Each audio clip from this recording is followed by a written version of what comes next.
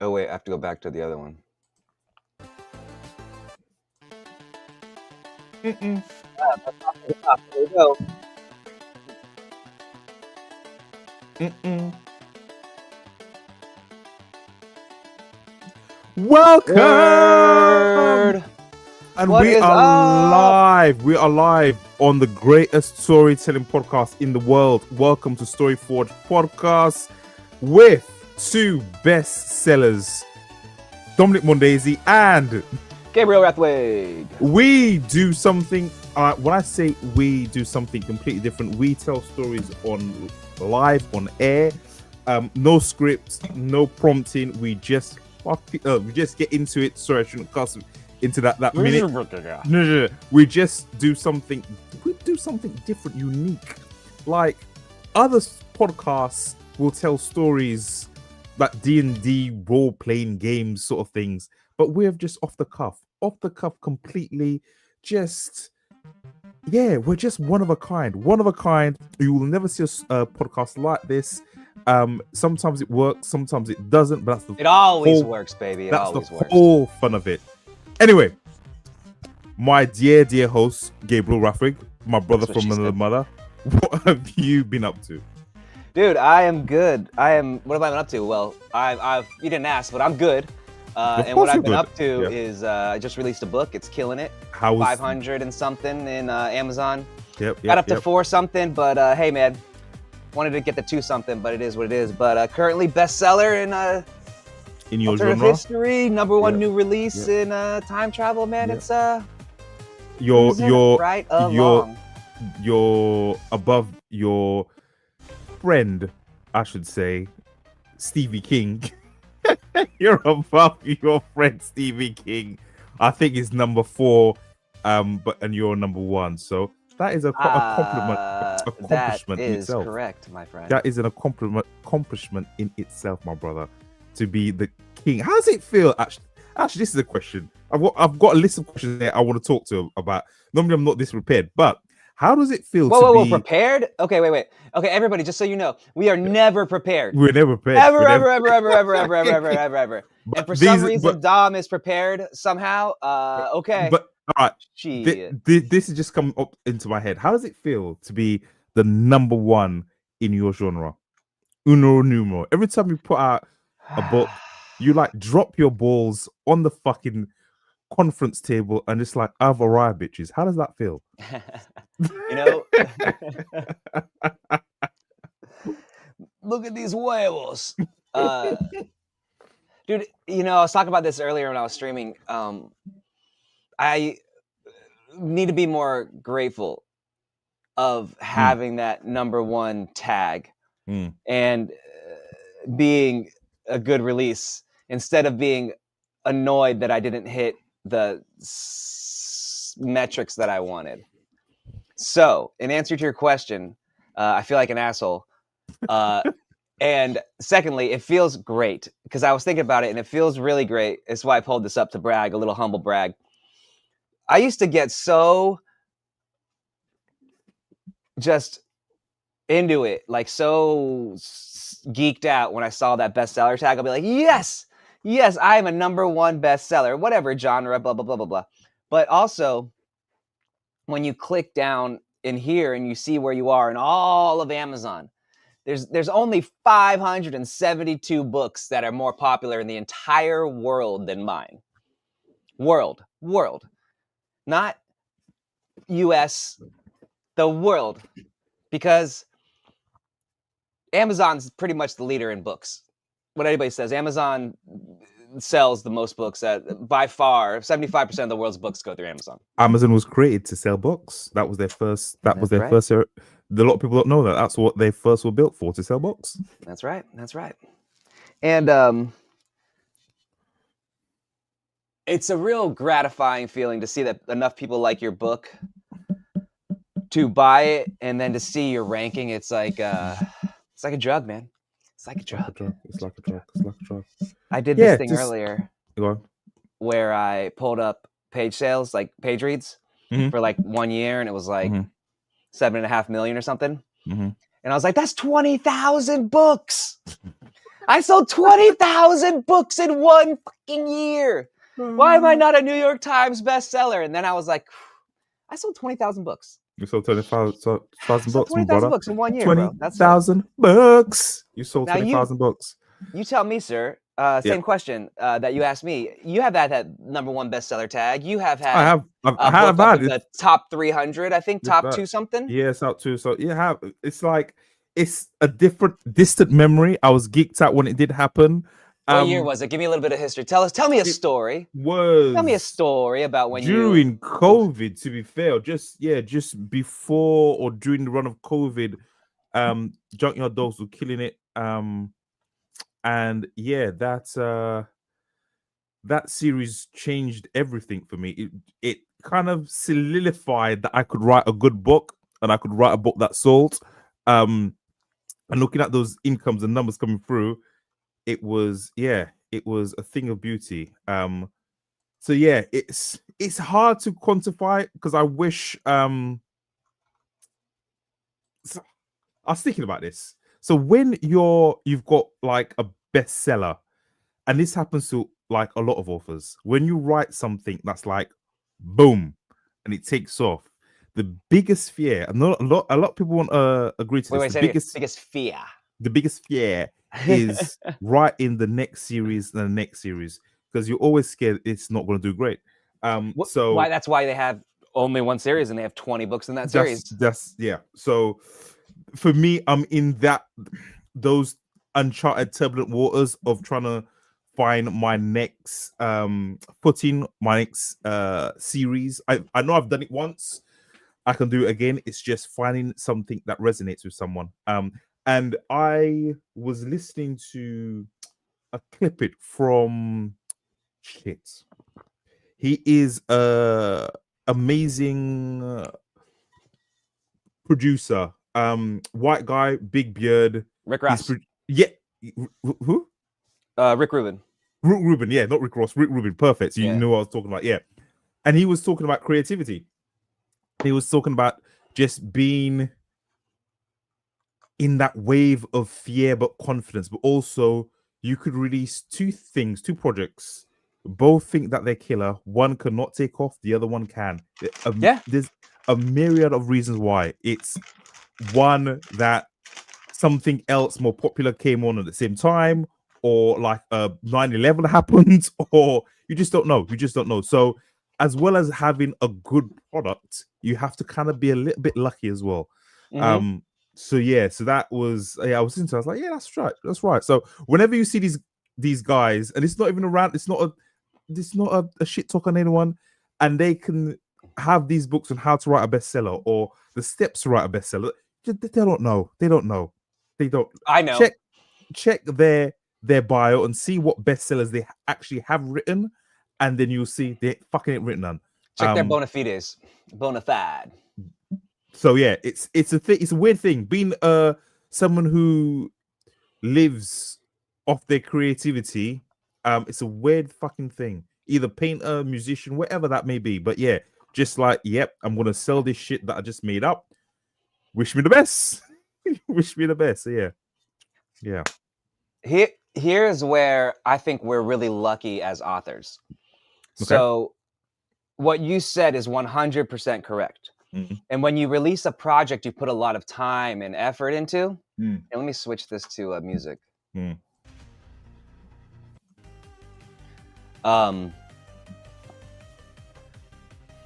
You do have to be lucky in the timing, right? Yeah. Like hopefully the timing shit doesn't happen, blah, blah, blah, blah, blah. We're just talking about this. Yeah, right? We're just talking about this off camera, that a lot of people release in November. Mm-hmm.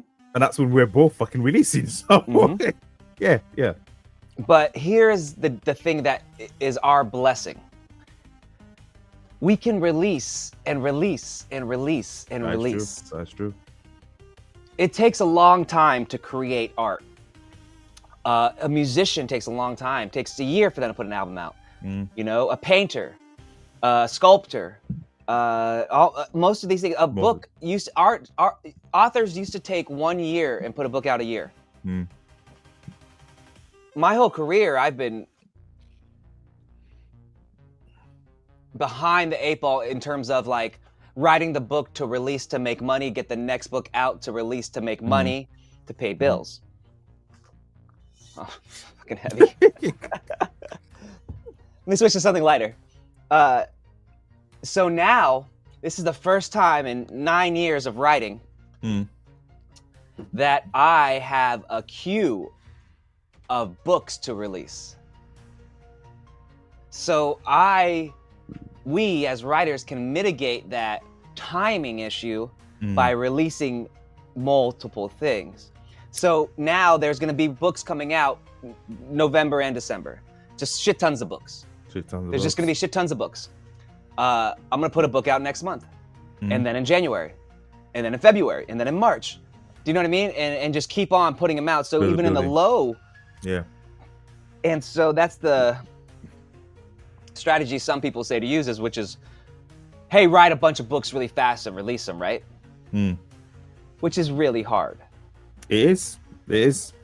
But I'm doing write a bunch of books, backlog them, and then continue to write books. So now I have more time to write new books, and by the time they're ready to release, I've had months of other books releasing, and then these new books will come out. So now I'm releasing ahead of schedule. Do you know? So now I would like to be this time next year, like say we're back in November next year, I'm 7 books ahead, ready. Like, you know what I mean? I'm releasing 7 books. Like, I have 7 books queued. Like right now,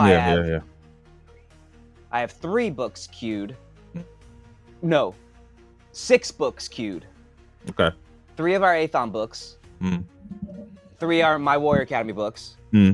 I just did the From Chef, and I'm writing 3 newer books. Well, now it's gonna be 6 newer books, which will take 6 months. Let's talk about that, because that's another thing I want to talk to you about. How have you written, or how did you go from trying to write 1 book and it's become 2? Because I saw on your stream earlier on you were talking about this.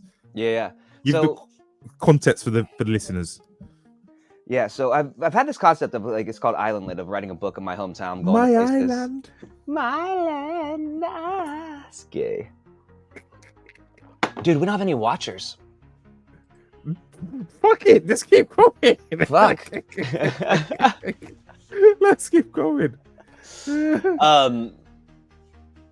So I had this concept, and it was like gonna be come back to my hometown, write where things happen, record speech to text, and do it there. And the concept kind of went, okay, and I was like, okay, that sounds good. And so I started it, and it became like this going back to your high school reunion thing, and then time traveling back to your high school, and then kind of turning into a what is the term? When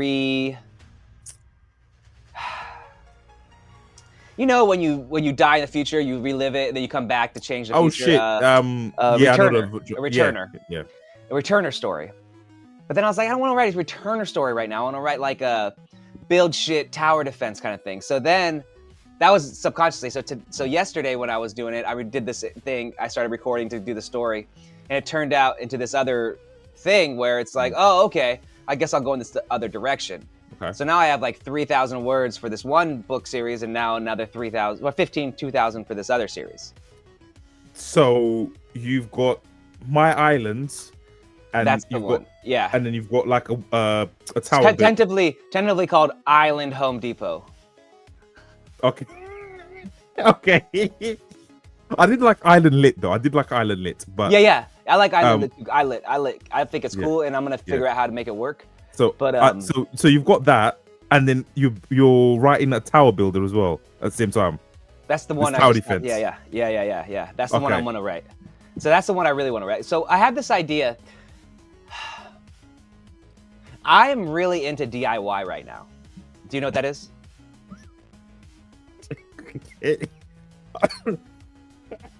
Fuck. Okay, took me off coffee. I've got it right. Like home DIY. All right. Like I want like build walls and fences and dig ditches and landscape and drywall and flooring and stuff. Okay. So I have this idea to do DIY and then turn it into like DIY / armoring your home, defense trapping your home in this world. So here's how I'm gonna do it. Hold on. I'm confused. So are we still talking about Island Lit? Also, yes. So Island Lit just became 2 different series.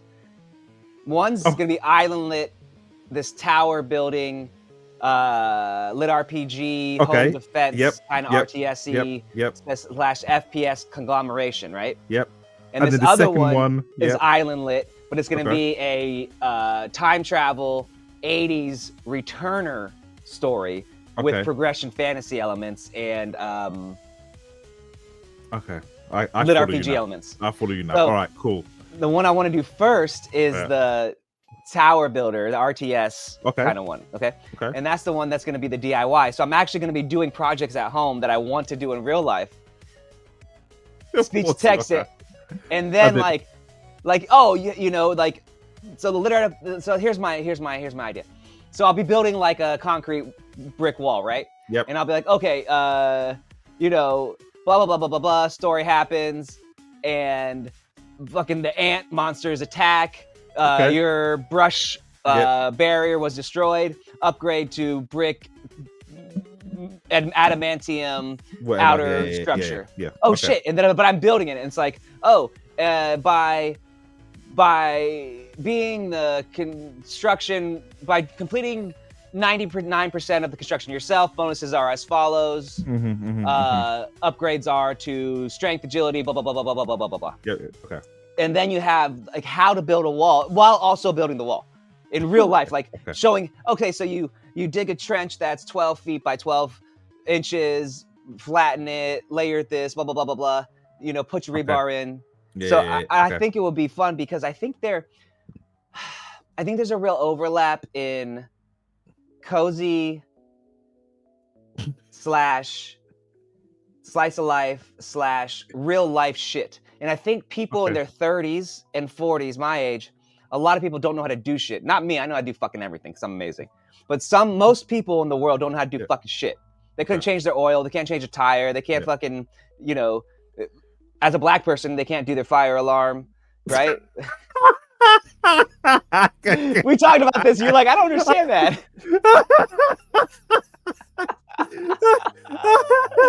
Oh shit, that was good. As an Asian woman, you can't drive. All right. all this shit, right? All right. But if you look on YouTube, watching people build shit and do shit is just really fucking amazing. Seeing those 4.5 foot tall Indian dudes in the fucking middle of Bangladesh, building a pool in the middle of nowhere underground, and you're like, man, that's amazing.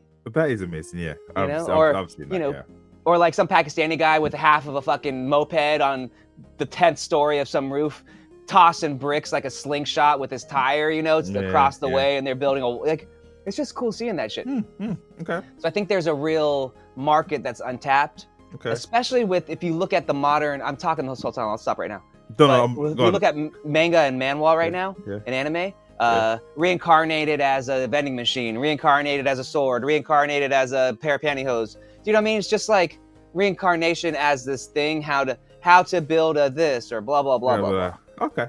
Second question. You got onto basketball lit RPG. Talk to me about that. That to me by left field. Yeah, go on. So, for a long time, I've been wanting to write a.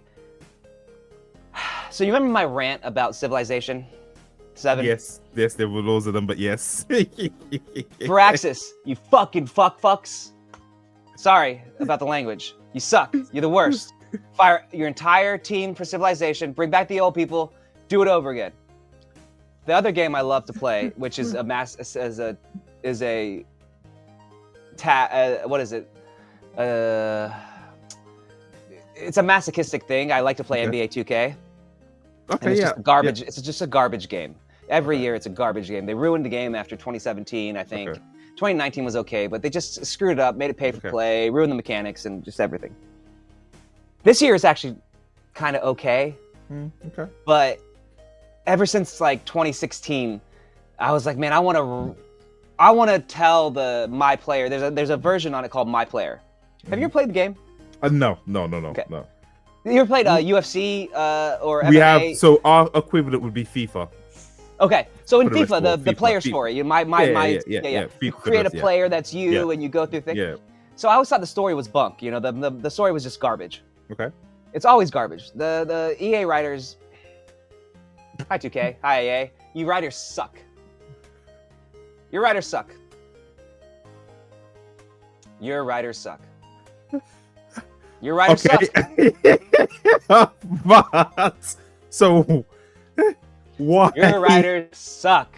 Why So did you want to go on? I want to write the story, and I'm like, man, I want to play a real RPG with basketball. Did you ever see do you watch sports anime? So no, I couldn't get into it. I know the one you're talking about, the famous basketball one. I was like, I can't get. Yeah. How about did you ever watch the Baki Hanma one, the grappler? It's like on Netflix where he's like Baki Hanma. Yeah. So I always just love that's a little different because he's like OP anyway. Yeah. But like I always love the camaraderie and then the journey, up to do it. And I was like, why don't they just tell that story? Why don't they just tell that story? All right, and then you take a main character, and you give him the ability to level up. And you level up his skills and stuff. And my idea was, did you ever? There's an anime called Inuzuma or something like that, and it's a soccer anime. No. And it's like a very, very, very like actiony, cartoony. Okay. I mean, it's cartoon, but like it's over exaggerated. Like they have like kicks that turn into fireball kicks, and they have super jumps up into the air. So they took that from Shaolin Soccer. Was that Shaolin Soccer? That's Shaolin. No, but Shaolin Soccer took that from. Okay, let me get there. I'm getting there. I'm getting there. Oh, you get it. I'm getting there. Yeah. You're following me, bro. Okay. So the anime, it's a soccer anime, football anime. Football. And I was like, okay, well, football ain't gonna work because we're American. And basketball, I love, and I know basketball, and I know basketball history. I know basketball like stats and players and shit like that. I can go into like basketball lore. I can have Jordan, Kobe, LeBron fucking conversations. I can sit at the barbershop with the brothers and fucking wax philosophical about it.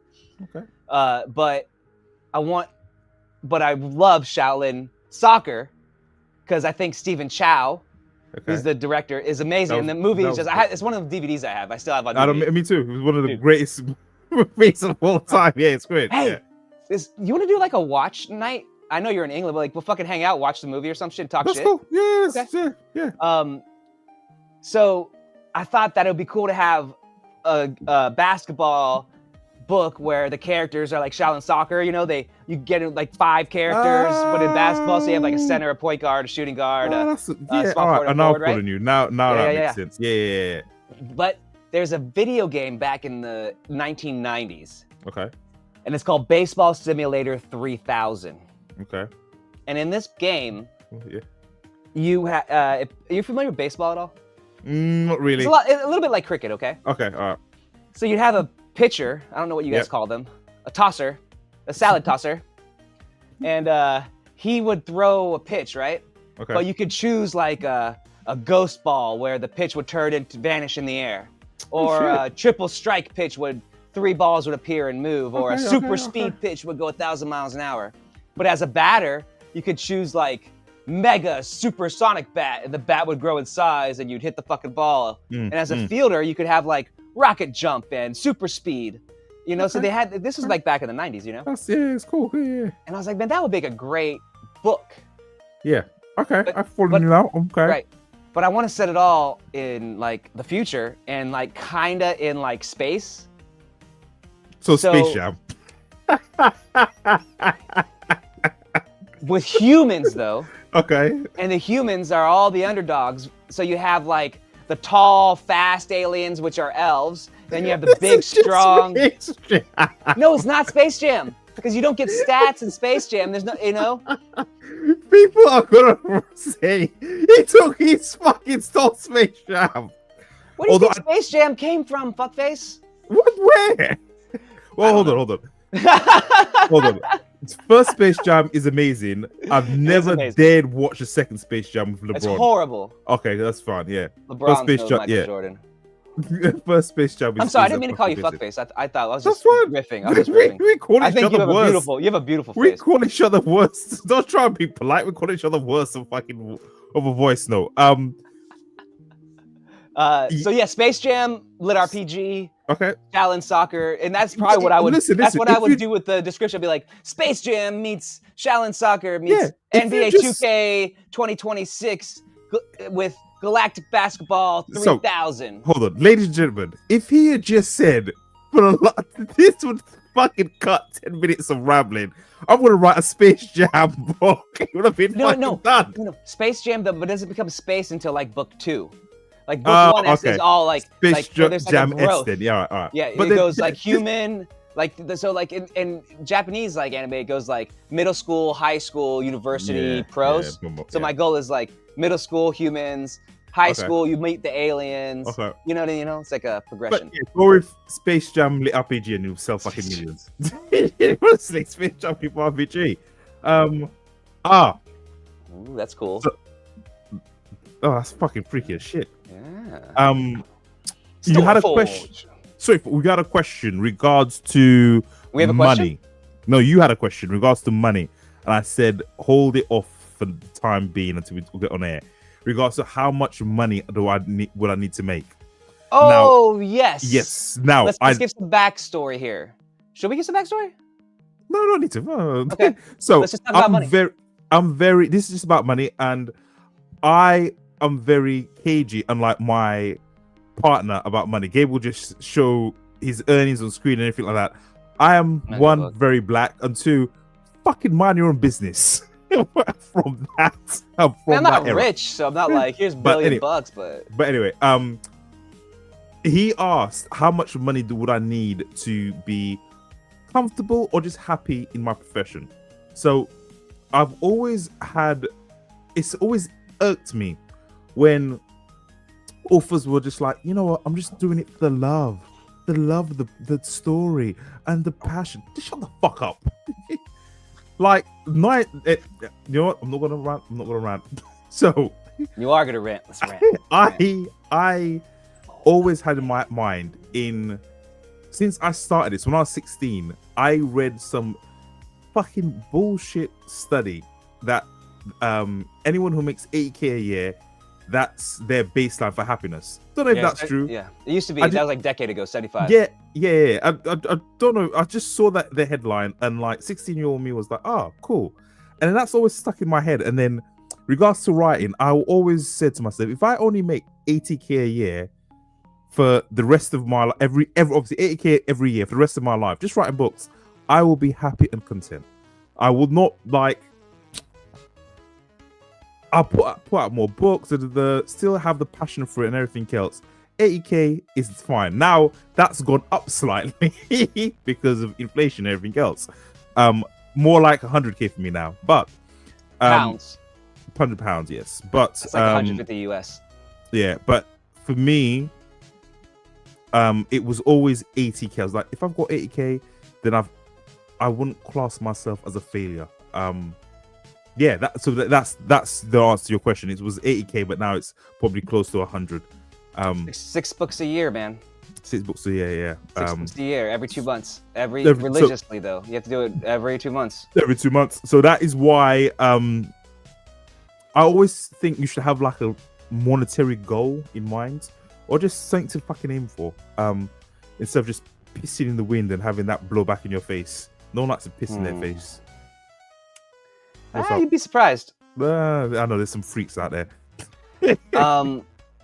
I believe in low debt, 0 debt if possible, and income based not on somebody else's like whim. You know what I mean? Like, yeah, you've always been like that. You're just like, you'd rather earn I didn't less, used to but be. not I have a didn't used boss. to be. Okay. I didn't used to be. I used to be like, oh yeah, let's fucking work for somebody, get paid good, put money in the thing, do da da da da da.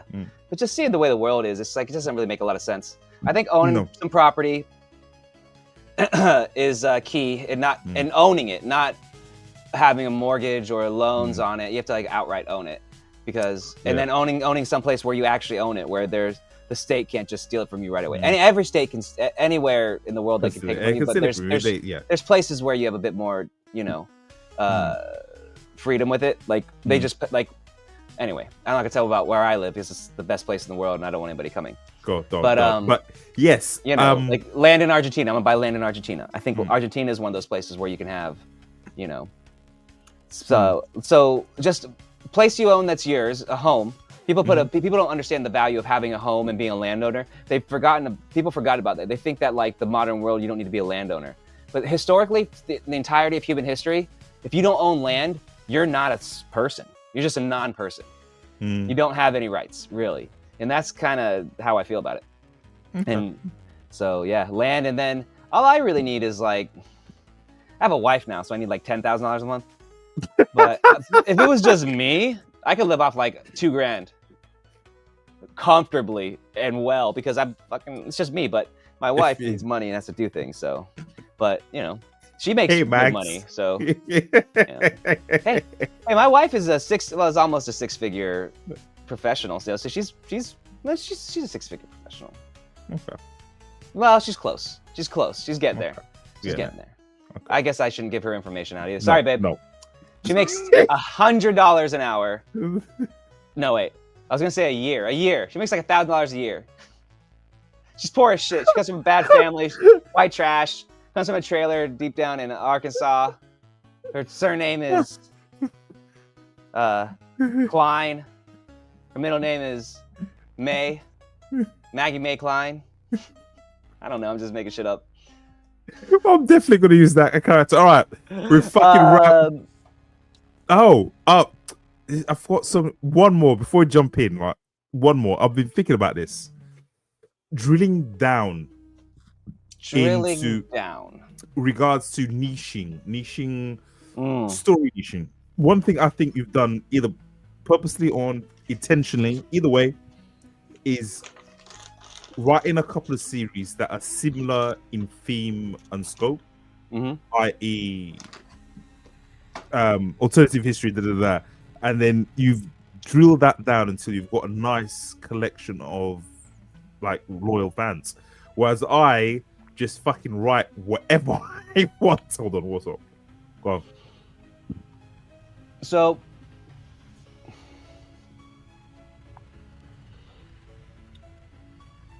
I worked in restaurants a really long time. And there's a principle that I think applies to pretty much everything. And when you're making a menu to a restaurant, you'll notice there's some restaurants that have all kinds of shit all over the place, all different kinds of ingredients. None of them are the same, all different kinds of dishes. It's just wild. You go to like the Cheesecake Factory or, like a Chili's or just insert, random place here. And so you have Nando's. So you have all this different shit that costs a lot of money to make. And it makes your restaurant less efficient. It makes it not as good. And if you create a menu and all your dishes are part of a theme and you have used ingredients and different things work together, so everything's kind of cohesive and stuff, you get a lot less waste, you can make more money, because the margins in running a restaurant are very, very thin. So like every percentage that you can save anywhere, it goes to your bottom line, which is really, really hard. Most restaurants run in the red and they fail within the first couple years. First year, second year, third year, pretty much most restaurants. So it's little things like that. And having like a cohesive, interconnected menu, kind of like a if you look like a spider web, everything's kind of connected. You can use things for multiple things. You can interchange stuff. Things are all kind of like adjacent to each other, you know? Okay. So I kind of think that with John. So I have like alternative history, time travel, and I kind of expand into adjacent things. While keeping my core the same. So I'll pick something else, and then people can try out my books, and if they like this one concept, maybe they like the rest, and then they can. So I kind of like, it's like putting out things in different directions to make it cohesive. Yeah. So instead of growing linearly, growing like across. Spiderly. Yeah. Yes. Like a little spider web. Yeah. Honestly, it makes like I was drilling down to your shit. It makes sense. The way you've done it. Like I've just followed the muse and been a true artist. Like, I want to fucking write about this, about that. Well, you also took time off. Like, take a lot of time off. Like that's true. That's true. But I just like You can't put books out once a year anymore. Like I did because I'm a retard. But like, I've been doing this for months and months, and the mercenary, like the Aethon stuff, like which we've been doing, but like what we're doing now, the speed with which we're releasing, the speed with which we're doing podcasts with all the things, it's just, you know, what you gotta do. I know. It's that's what you gotta do. I would do now. I was gonna say to you, the thing, one more point, ladies and gentlemen, we've got the story. But the thing that you know my thoughts about death. We won't get into that now, but I have. No, let's just do it. Hey, everybody! Dom thinks he's gonna die, and I think I'm gonna live forever. Okay, that was it. That was hard to explain. So I have a set number of series that I want to write, and I'll be upset if I die before I write them. No, just different. I'm not won't say them. I've even got the title and I've got the premise and everything of these books. So when you're done writing them, do you die? No, when I'm done writing them, I write something else. But these, like the book about your father. So these books I need to get out, and then they're just fucking itching me. So, Destroyer of Gods was one, Junkyard Dogs was another. I've got a few others, which will be released or be written. One will be written again next year, which is the premise is Dune mixed with Warhammer 40k mixed with Red Rising. I remember you talking about that. Yeah, that one. I pitched to Audible and Podium and Simon Schuster, and no one fucking bit. But just wait. They'll be calling back soon. Because I know. Like yesterday's price is not today's price. Yesterday's price is not today's price. And when those books hit, because they will hit. Money. Anyway. I wanted to say this before. We were talking about those authors who like go to teaching you how to write, like writing how to make money, how to write a book and stuff like that. That's the thing about releasing. You know, you have to get to a point where you're releasing all the time. You do. And that's just, there's no way around it. And then once you do that, you can mitigate those things, but you have to be releasing. Otherwise, you turn into a not releaser. So like that's the point about when they release those series and they don't hit. It's because they're out of the zeitgeist anymore. And if they had released it right afterwards, they'd have hit. That's true. You know what I mean? So you got to do it. Yeah. So let's. All right. Fucking. I think it's the longest. We're half an hour in. All right. Fuck me. We had a lot to get off our chest. Normally we talk about this sometimes via the Patreon, but we weren't bad mouthing or shit talking anyone, so we thought we'd just go straight in. Here's the thing, Dom. Everybody, listeners, Dom thinks this podcast is for you. Dom thinks that we're doing this podcast for the listener, for the audience. He thinks that we're doing this for them. He doesn't realize that this podcast is for me and him, and so we can hang out and talk shit together and have fun. Really, it's for us. So when he apologizes, says, I'm sorry, we're doing these things for talking, blah, blah, blah, what he really means is, hey, go fuck yourself. And the truth is, this podcast is for us, so we can talk and wax philosophical and have a good time. About life. No, right. Okay. We love everybody that's watching. Thank you so much for watching. I'm just kidding. And is there anyone watching? Right. Is there anyone watching? 3 people. Oh, shit. Yeah, I think one of them's probably my family. Okay. 2 on YouTube and 1 on Twitch. Hello. Twitch, what's up? Twitch, YouTube. We appreciate each and every one of you. Like, subscribe, share. Oh, I think I upgraded my StreamYard, bro. Did you? Yeah. You've got... No. Yay. All right. Maybe I didn't. Stupid StreamYard. I'm going to switch to Restream. What was shocked? Oh, let's get into it. So... Okay. Well, this music's been going on for a minute. It's going to... Let's change this music up. Let's see if we can... give me something more pumpy. All right. While Gabe looks for this, let me recap you, ladies and gentlemen. So... We are. Wait. We gotta do the. Welcome to Storyforge, episode 21. Oh fuck, 21. Jesus, 21. By the time we get to December, we'll probably be in the 50s. God damn. All right. Will this be a song that's not gonna strike us? Is it? I don't think so. I think it's AI. Okay. All right. Stupid Japanese drum cuck. So, last time on Story Forward Story Forward podcast, we were in episode 3 of episode 3 of something of the Man Show. The Man Show is your standard lit RPG. If you don't know what that is, Google it. I'm not going to spin it to you now. Standard lit RPG, take over the world, sort of fantasy-esque. We have 2 main characters. Tim the Man, Tim Don Juan, and Davo. Are you Dave? You're Davo. All right.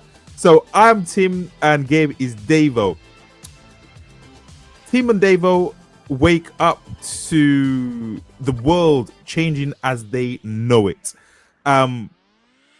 Short cliff notes. Trannies die. They get superpowers. Sewer dragon. And then they have been granted ownership of, what's the fucking place called? Chatham Arms. Chatham Arms. And they are now tasked with keeping their number 1 spot on the leaderboard. And also, hold on, sorry, I thought her saying, also, just freak me the fuck out. And also defending Chatham Arms and expanding their empire. At the number 1 spot collectively is Davo and Timo. Davo is seamstress. Oh, we killed the sewer dragon by shooting. It fell out the side of the building, and that was Mark. We fucked up Mark.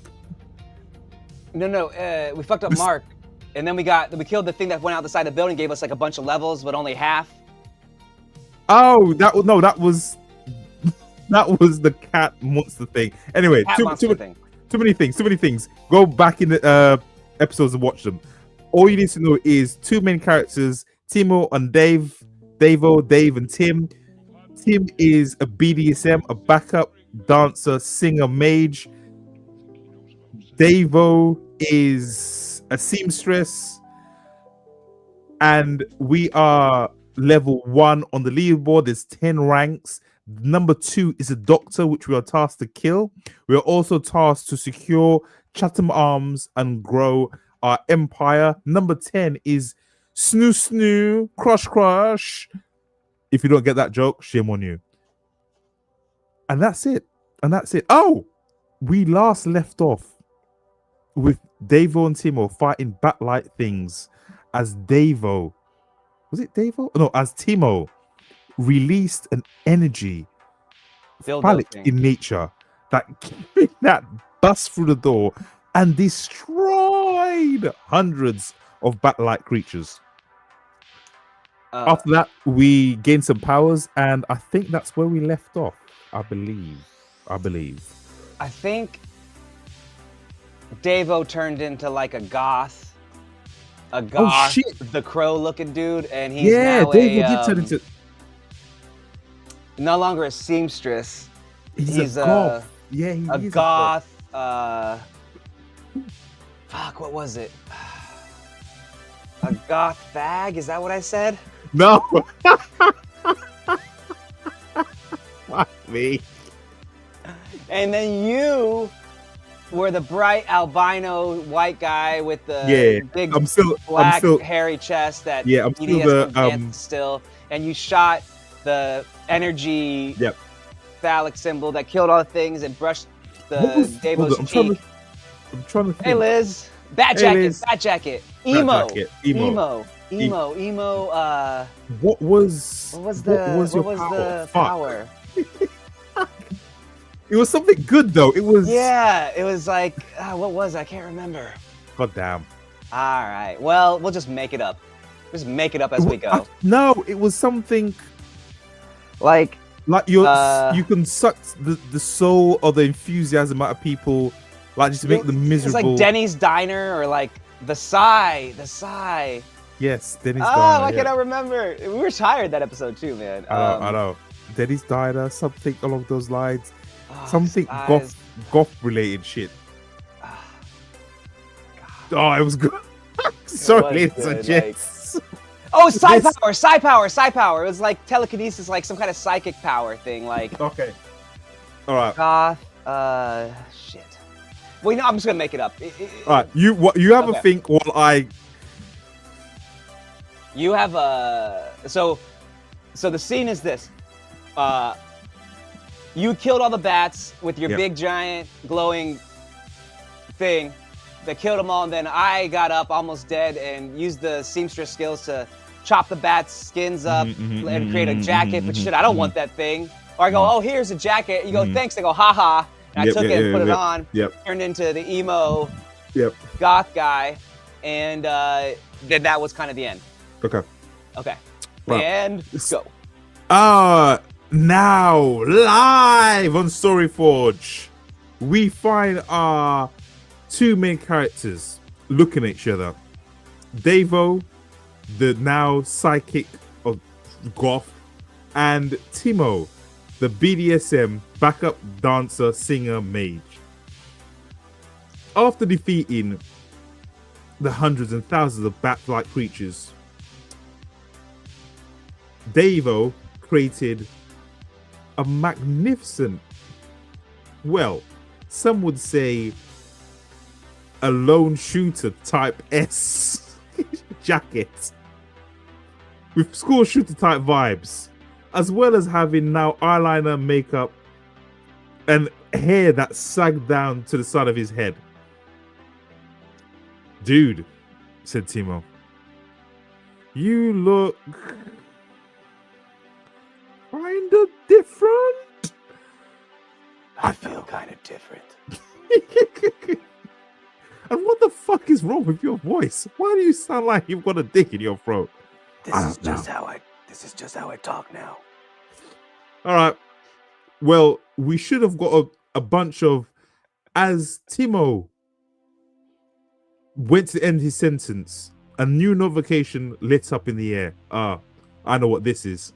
An opaque screen appeared with sparkles and rainbows. Congratulations on securing another portion of your domain, Chatham Arms. You have now secured the basement for defeating X number of leathery bat creatures.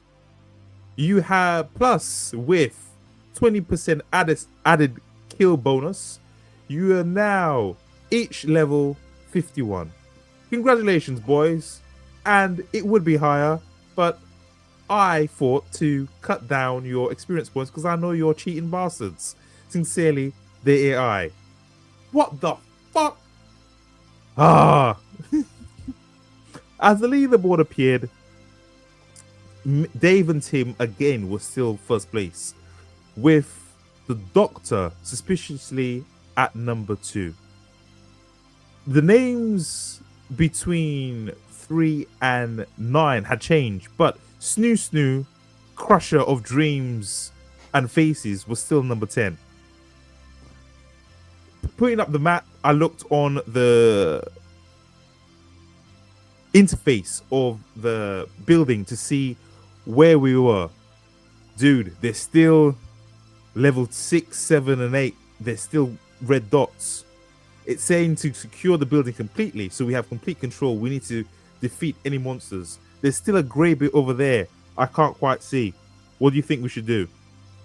Just as I was about to answer Timo, a clock appeared in the upper right of my vision. Hey Timo, do you see that? A timer counting down from 1 hour, 59, 58. Do you see that timer? Yeah, what is that? The system voice sounded out around us.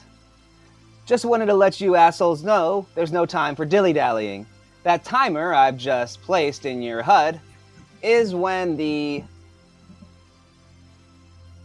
artificial no holds barred time ends on the Chatham Arms. What is that, you ask?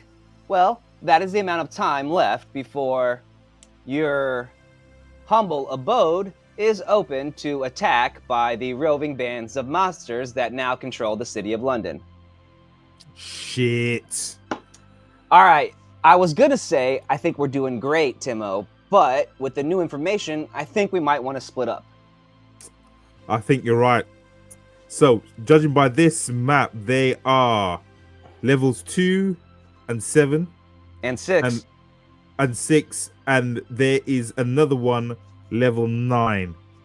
Should I take 2 and 7 and you take the other 2? No, why don't you go up to do 6 and 7 since they're right next to each other, and I'll handle 2 and then 9. Come up to 9 if you finish before me. Sound good? Sounds good. Ooh, look at this. Sorry. There was something in my throat. I'm better now. Sorry, I meant to say, you take levels 6 and 7, and I'll take levels 2 and 9. Okay? Good. Okay, sounds good, my brother. Sounds good. But look at this. Look at In what? the heads-up display with the Chat and Arms interface, which showed building features, i.e., we had spent quite a bit on reinforcing the doors and the entrances to now have a steel shutter. There were also other defenses that we used that we couldn't actually afford. But off to the side, there was a blinking tab called Shop. Clicking on it, I scroll down. Fuck me, Timo, Davo, whatever your name is. Look at that. There's healing elixirs. Call me Davo. There's healing elixirs. There's food rations. There's weapons. As Timo kept scrolling down, the more and more outrageous the items became. Plasma guns, chainsword. The price kept on going up and up and up. It says here that although you can acquire items from the store, finding them from monsters that you killed, i.e. drops, or finding boxes in the wild are less expensive. But if you're a pussy and rather buy your way to fame, pay to play, pussy boy, then you can buy the items. What is with this AI? Before the AI had even said his second P-bomb, I was dashing forward and pushing the button. I eat pussy for breakfast. And access the store. Timo, Maybe, get over David, here. that's why you've got hair in your throat. Anyway, I think we both would need some healing elixirs. Tick, tick, tick.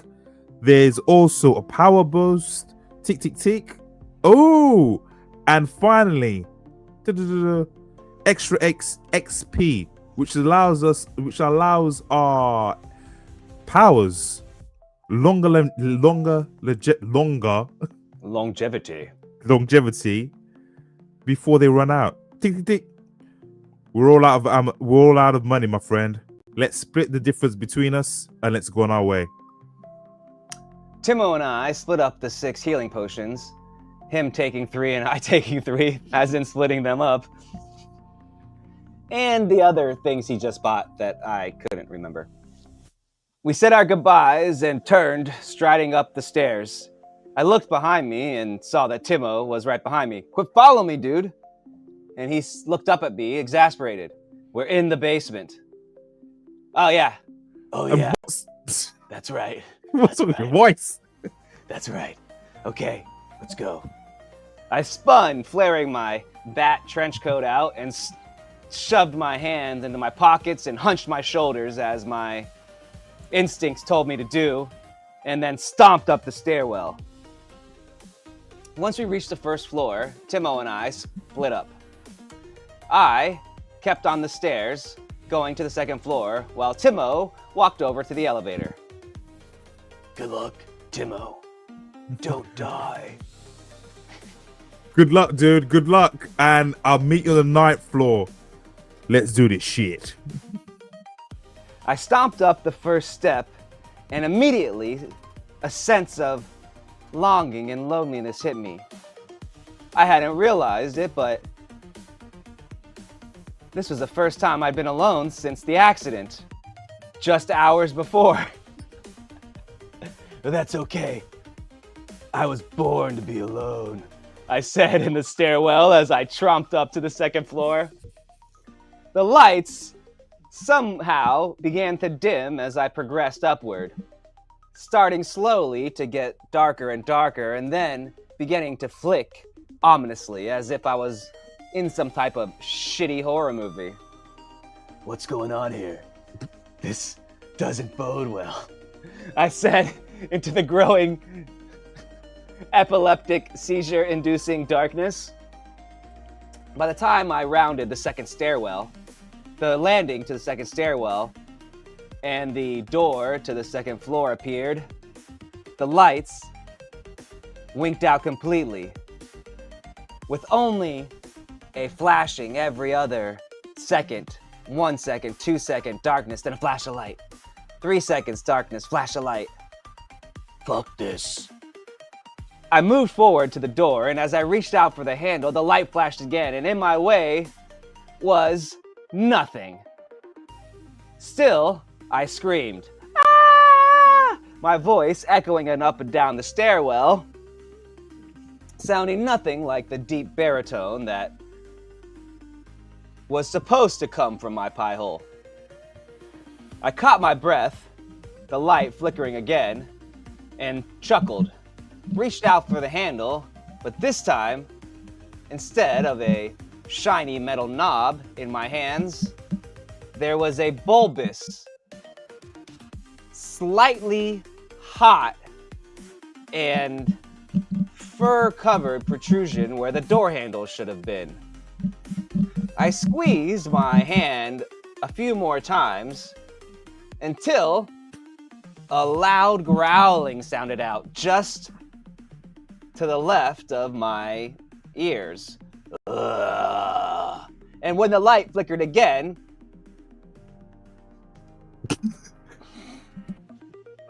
making my way up to the 7th floor, I heard a girly scream echo in the distance.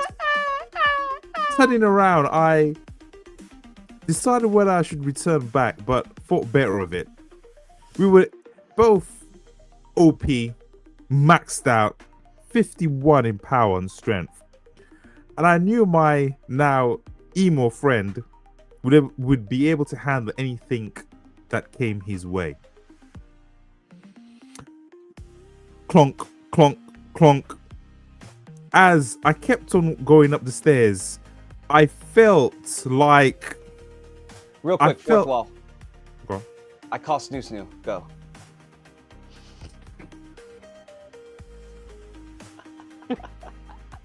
As I kept on climbing up the stairs to the 7th level, I felt a cramp in my thick, muscular albino calves.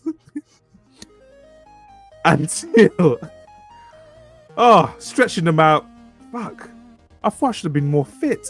All this muscle is weighing down on me. Dude, I need to do some more cardio. Getting to the 7th level, I creaked open the door and peered in. What the fuck is that stink? At my feet was what I could only be described as a pile of stinking feces with bits of hair in the middle. It looks like human and dog. I was like, what is... Taking a giant step over, my feet crunched on bone. Shit. Looking down, I could see femurs and other jawbones and other bones scattered across the corridor, much like a wolf's den. Panic and fear crept up my stomach like an icy hand on a cold winter's day. Everything in my body urged me, applauded me to turn back, but I'd given my word to the emo bastard that I would clear this level, and clear this level I...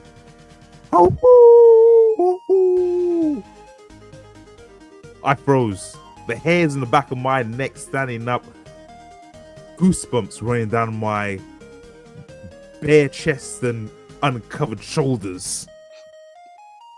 Clang! The door behind me shut. Shit! I made my way towards it and tried to fucking open it. Eyes. A pair glowed in the darkness. The corridor stretched a good 100 to 200 feet, but I could still see the piercing gaze looking at me. It was low, coming to my ankle, and its head moved from side to side as it locked onto me. What the fuck? What the? The flickering light didn't illuminate.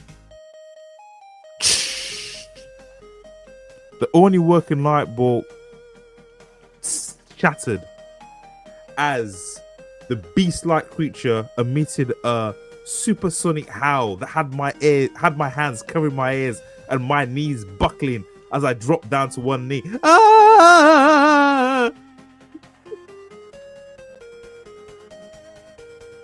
My body was frozen in fear as the voice spoke. Hello, Bobby. I see you're here and ready to play.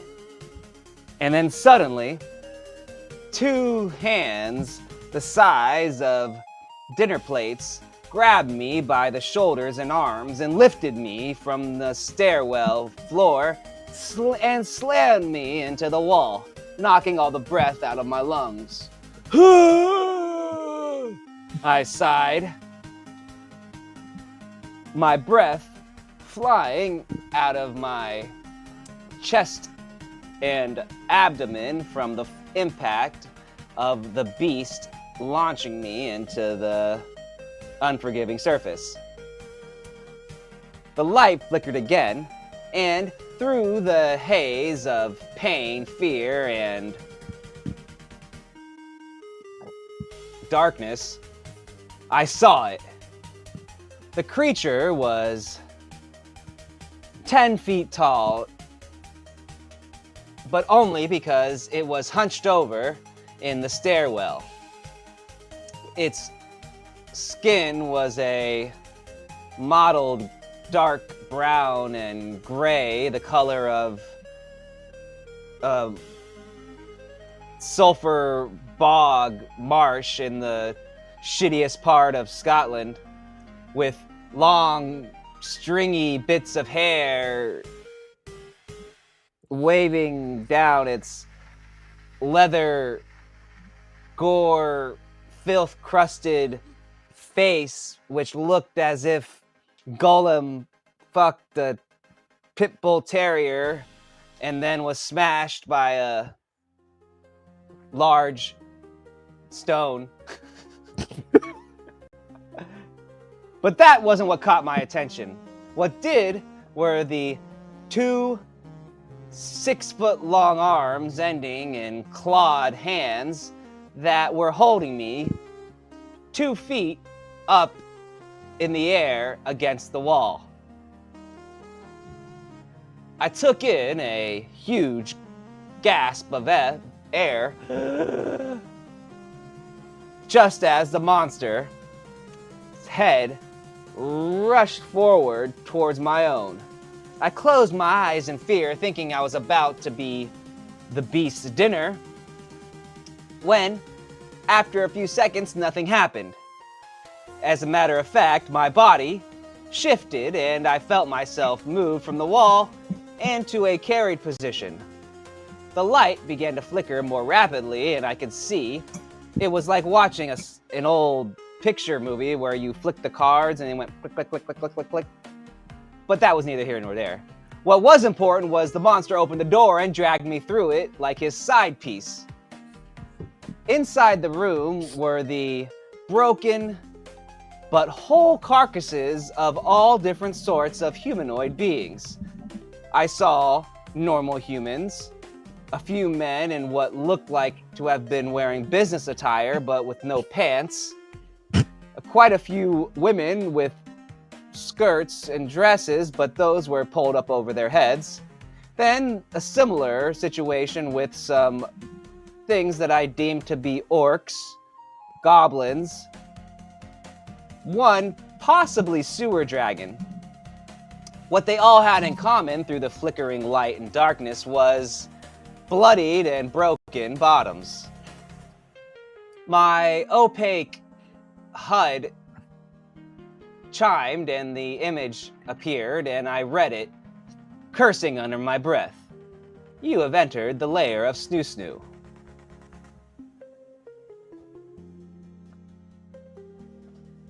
As the light, the only remaining overhead light in the corridor shattered into 1,000 pieces, the only sound I could hear was the tinkling of glass landing on the vinyl flooring.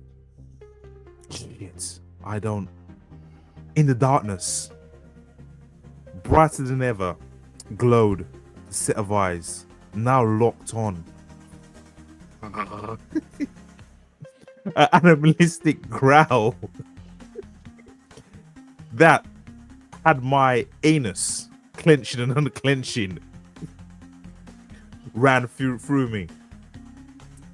Slowly, the emergency lights, the emergency exit lights along the corridors emitted their green luminous glow, and the pair of eyes that was once at knee level slowly started to rise higher and higher and higher until the thing towered above me. What the? It stood a good 7 feet tall. As each fire exit sign slowly illuminated down the corridor, the last remaining one above the thing's head glowed and showed me the true horror that the darkness hid. Shaggy, matte black hair, much like my own, covered the beast from head to snout. Claws, long and menacing, scraped along the wall, causing sparks to fly. Spittle and drool run down from a slightly open mouth as a tongue that was coarse and red lounged out of its side of its mouth. Taking a step back, I felt like I couldn't, as the AI once again popped up into my hood and showed me what monstrosity I was dealing with. You have entered the lair of the beast. Some call it a werewolf, some call it the wolfman, some call it a dirty, stinky bastard. But whether that may be, this beast, dog, wolfman wants nothing more than to eat you arsehole first. If you choose to tangle with this beast, you must defeat it and show it who is truly dominant. Match begin! Oh! As the thing howled, it slowly walked towards me, claws causing sparks to flicker and fly behind it. As it began to pick up speed and my heart rate bounced or beat with its footsteps. What the fuck? What the fuck? What the fuck? What the fuck? What the fuck? What the fuck? Brah! Leaping towards me. I did the only thing I knew. I did the splits and shimmy and slid underneath it as its body slammed into a wall where I previously stood, leaving a dent that any SUV would be proud of. It shook his head and slowly got up. I backpedaled as it swung its claws towards me. Luckily, I tripped and fell over a severed limb, flat on my back. As I slowly crawled backwards, shoulder walking, grime, grit, blood, piss and gore covered my bare back, soaking into my matted hair. It was enjoying this as it slowly came towards me, not rushing, savoring the taste of my fear. It hovered above me and stared into my soul as its jaws opened and went for the killing bite. The monster set me down surprisingly delicately in a winged back chair in the center of its abode. The chair was in front of a large chestnut table. The light had stopped flickering and grown bright and actually quite warm. The monster, which reminded me of a giant skinny hag boss from one of my favorite video games, The Witcher,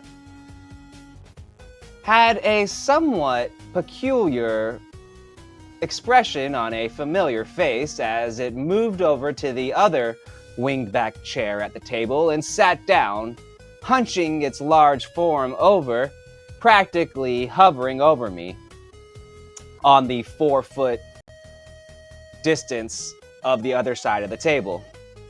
But as the light was brighter now, I could make out the creature's features, and if anything, it reminded me of... Are you Sadiq Khan? I asked.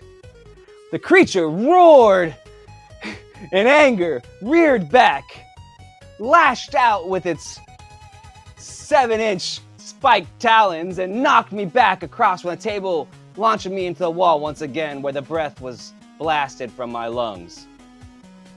This time, red light began to flash in my vision as a warning appeared before my eyes. Hit points low. Multiple broken bones. Current time till expiration. 60 seconds. 59 seconds. 58 seconds. I groaned as an image of my body, as a opaque, glowing image of my body appeared in my mind's eye, showing the extent of damage that had just happened to me. All of my ribs were broken, both of my arms and my legs in multiple places, and my spine had been snapped. I couldn't even move my neck. But I could still speak and blink my eyes. That was good. I sighed, the sound coming out. And somehow, the image of the broken body in my mind's eye began to flash, and I could see the bones begin to knit back together and the damage start to heal. A groan escaped my lips, and I was able to gain control of my limbs and sit upright, despite the fact that just moments before, most of my skeletal structure had been smashed. By that time, the large monster had stomped back over and was again hovering over me. It's okay, Liz, you don't have to apologize. The monster bent down, its putrid breath covering me and causing me to gag involuntarily. Never say that name in front of me! Instead of cringing, I looked up at the creature and smiled. This time I knew what to do. And the sigh that came from my lips was the most dramatic and amazing and long-winded sigh that I have ever had in my entire adult or child life.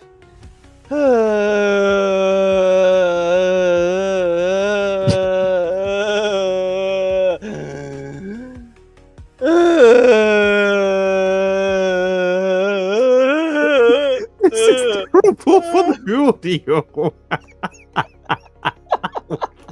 This is terrible for the audio listeners. I hit the monster, covering it in a glowing, fluorescent, purple, magical cloud causing the giant monster to begin to scream and shout and rage around in pain.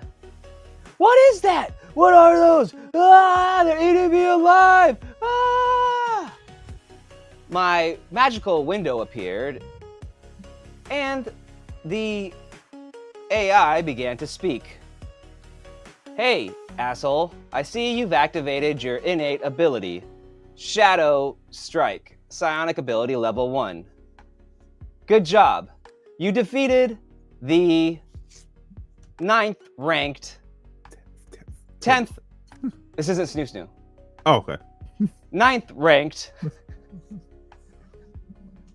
player of resident of chat. Wait, player of 9th ranked. Chatdums.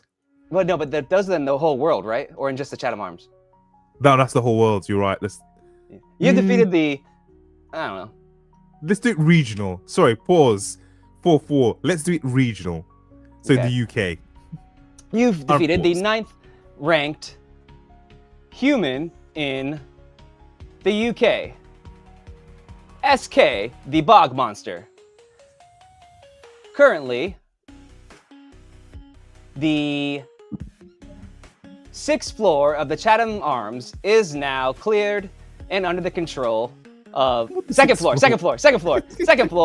of the Chatham Arms is now cleared and under the control of Timo and Davo. As I looked at the monstrosity above me, I noticed that the beast, man, the wolf man, the beast man, the thing, the shaggy monster was ranked. He was number 8. That meant that this thing, as the information scrolled across it, I blinked, expanding it, and saw that this was a normal human being who had just turned into a werewolf who a guttural sound escaped the wolf, the beast, the thing's lips. Are we scared, darling? Are we pissing our pants? I shook my head, eyes closed. No! I always had a fear of dogs, and ever since I was little, when my neighbor, Mrs. Eltree, had that little shit chihuahua who always used to bite at my ankles, everyone used to laugh, thinking it was hilarious. But that little shit always used to chase me around. That evil demon would just sneak in the bushes, under the bed, anywhere it could hide and wait and snap up my fucking ankles. They said that pit bulls and Dobermans were extreme dogs, were dangerous dogs, but fucking Chihuahua had nothing on it. I can smell the fear from here. I am the beast.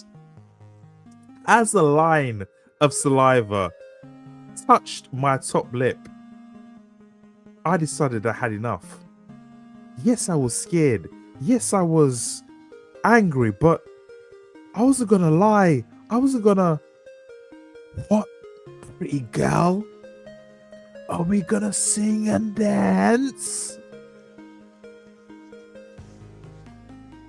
I felt it come upon me, and the words, "Yes." As the words, "Watch this," escaped my lips, and my body moved and gyrated. The words of, "These are my confessions." Just when I thought I had it all to say, as the words from the name author, the name singer that we can't say for legal reasons, came upon me, I started to move and started to dance on the floor, shimmering light coursing through my body. My two legs came up towards me, and I kicked out, hitting the wolf monster thing square in the chest, sending it flying back and careering into the back wall. Getting up, he looked dazed and confused as he took me with a renewed respect, fear. Smiling, I said again, yes, as I danced and backstepped and kicked him square in the hairy gonads. As a whale-like high-pitched sound escaped the wolf-like thing's mouth, I continued to dance. These are my confessions. Spinning, gyrating. My left hand came out and pimp slapped him across the face as I moonwalked backwards. He looked confused. He looked, with a shake of his head, he got on all fours like the animal that he was and roared, "Enough of this!" He came towards me, but I was ready.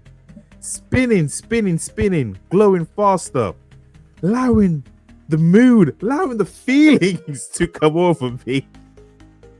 I bladed my hand and waited. The wolf-like thing leapt up, jaws snapping, and my right hand punched through its chest, grabbed its heart, ripped it out of its chest, and span as it flew over my left shoulder and slid on the floor, leaving a trail of blood.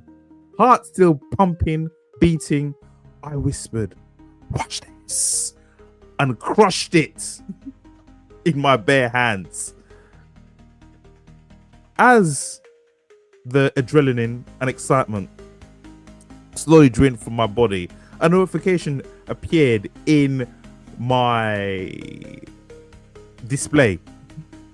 Congratulations, you have defeated number level 8 in the UK, the Wolfman. Points allocated plus 20%. Plus, you can claim the trophy pellet from Wolfman if you so wish. The Wolfman dissolved, and spinning above where he was slain was a long fur coat with a ceremonial hood. The hood was of its face, and the fur coat was just to die for. I slowly walked towards the clothing in question and press examine. This is the pellet of Wolfman. Once a mighty warrior, a dog admirer, some might even say a dog fucker, but now his pellet is yours. Click Y for yes to claim, or no for no to dismiss. Intrigued, I looked at the attributes of the coat and saw that it gave me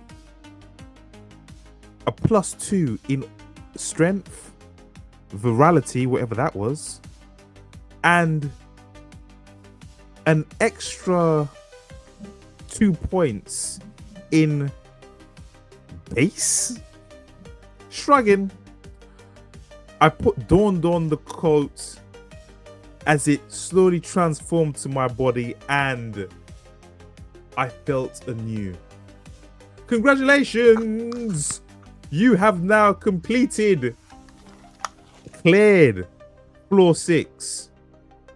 The Chatham Arms is one step closer to becoming yours. And we're done! Woo! Episode 21 of the Storyforge podcast. That one was a little bit harder. Sorry, man. That was a little bit harder. That was a little bit harder. A little bit we had to harder. remember what was going on and stuff. And that was a little bit harder. Like it's been a while. Yeah. That was a little bit harder. God damn. We pulled it off, though. We pulled it off. Yeah. Jesus. Yeah.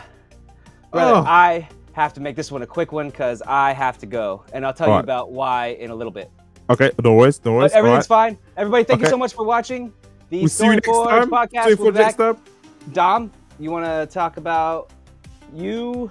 Okay, buy all my books. Dominic Mondesir, Element, Destroyer of Gods, out November the 18th. From audio. Aphon, it will have audio, it will have ebooks, it will have paperbacks, it'll have everything. If you want to read my books now, I write science fiction fantasy. Pick up Junkyard Dogs. Again, audio, paperback, ebook, complete series. You'll enjoy it. Over to you. Gabe Rathweg, check out From Chef to Craft to Conqueror Book 6 out now, and all my books on Amazon. Links are in the description and everything. Thank you all so much for watching Storytellers Podcast episode 21. We'll be back this weekend. This weekend? Yeah. Let's do this shit. Peace. Thanks for Peace. watching, Liz. Everybody else, Bye, Liz. adios.